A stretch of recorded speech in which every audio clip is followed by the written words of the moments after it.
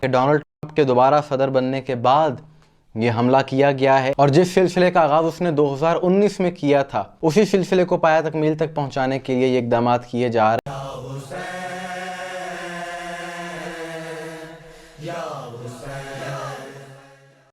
بسم اللہ الرحمن الرحیم، السلام علیکم مومنین اکرام، امید ہے آپ سب خیر و عافیت سے ہوں گے۔ گزشتہ روز یعنی 10 نومبر 2024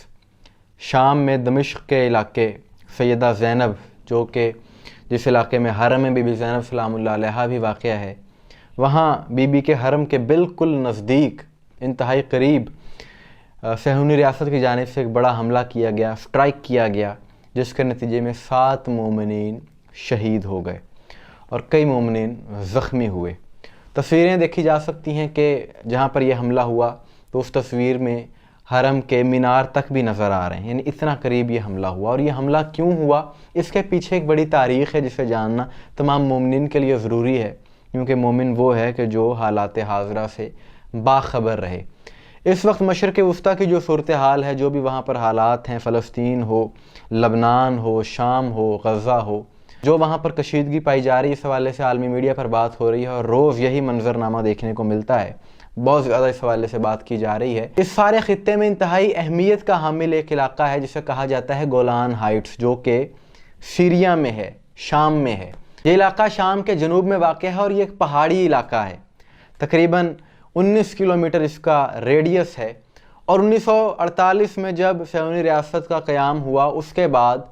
1967 میں صہیونی افواج کی جانب سے اس خطے پر، اس علاقے پر قبضہ کر لیا گیا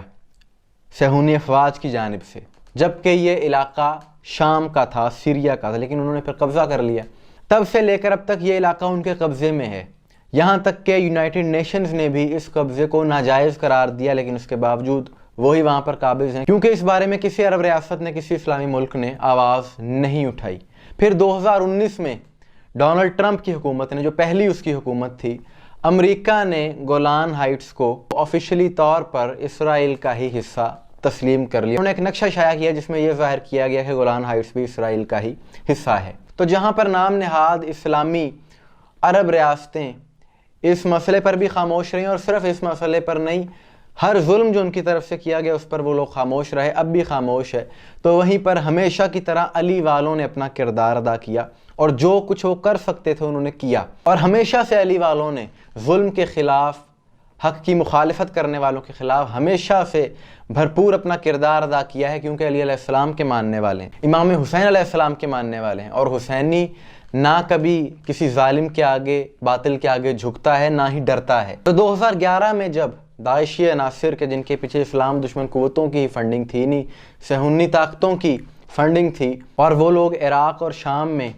اہل بیت کے حرمین پر حملے کرنے کا سوچ رہے تھے، اور حسینی جوان ان مزارات کا دفاع کر رہے تھے، خصوصاً شام میں حرم بی بی زینب کا جب وہ دفاع کر رہے تھے، تو سنیوں نے ایک پلان بنایا کہ گولان ہائٹس پر تو ہمارا قبضہ ہے،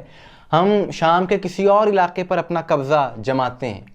تو اس سازش کے خلاف ایک حسینی جوان نے بھی پلان بنایا، اور اسی حسینی جوان نے باطل افواج کے 5 بڑے افسران کو ختم کر دیا۔ اس جوان کا نام علی موسیٰ تھا، اور یہ شہید مقاومت کے باڈی گارڈ بھی تھے۔ اور گزشتہ روز جو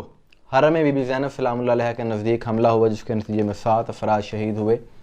ان میں شہید ہونے والوں میں ایک جوان یہ بھی تھا۔ حسینی شہادتوں سے نہیں ڈرتے، لیکن یہ جو حرم کی حدود میں حملہ ہوا ہے، اگر مسلمانوں میں غیرت ہو تو تمام مسلمانوں کو چاہیے اس حملے کی بھرپور الفاظ میں مذمت کی جائے، کہ یہ مزار کسی عام ہستی کا نہیں، رسول اللہ کی نواسی کا مزار ہے، اور کروڑوں مسلمانوں کی عقیدتیں وابستہ ہیں۔ حق تو یہ بنتا ہے کہ تمام مسلمان اس حوالے سے آواز اٹھائیں کہ اس علاقے میں یہ حملہ کسی صورت قابل قبول نہیں ہے، لیکن اسلام دشمن قوتوں کو یہ پتہ ہے کہ یہ غیرت علی والوں کی سوا کسی میں نہیں ہے، کوئی ہمارے خلاف نہیں بول سکتا، کوئی ہمارے عمل کے خلاف نہیں جائے گا، انہیں پتہ ہے اس بات کا کہ ڈونلڈ ٹرمپ کے دوبارہ صدر بننے کے بعد یہ حملہ کیا گیا ہے، اور جس سلسلے کا آغاز اس نے 2019 میں کیا تھا، اسی سلسلے کو پایہ تکمیل تک پہنچانے کے لیے یہ اقدامات کیے جا رہے ہیں۔ اور یہ بات بھی ثابت ہو گئی کہ چاہے یزیدی ہوں، چاہے یہودی ہوں، اہل بیت کے یہ لوگ مخالف ہیں، اہل بیت کے ماننے والوں کے بھی مخالف ہیں، لیکن یہ بات بھی یاد رکھنی چاہیے ساری دنیا کو اور اسلام دشمن قوتوں کو بھی کہ یہ علی کی بیٹی جناب سیدہ زینب سلام اللہ علیہا،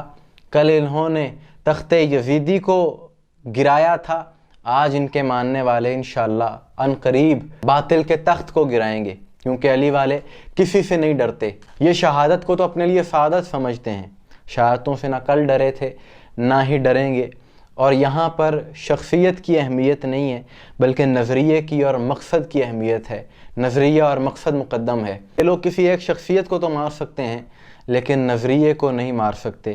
ایک جاتا ہے تو دوسرا آ جاتا ہے، لیکن نظریہ مقصد باقی رہتا ہے، اور انشاءاللہ جیت اہل حق کی ہوگی، اہل بیت کے ماننے والوں کی ہوگی۔ مومنین کرام، آپ کی اس حوالے سے کیا رہے کمنٹس میں ضرور بتائیے گا، مجھے دعا میں یاد رکھیے گا۔ السلام علیکم ورحمۃ اللہ۔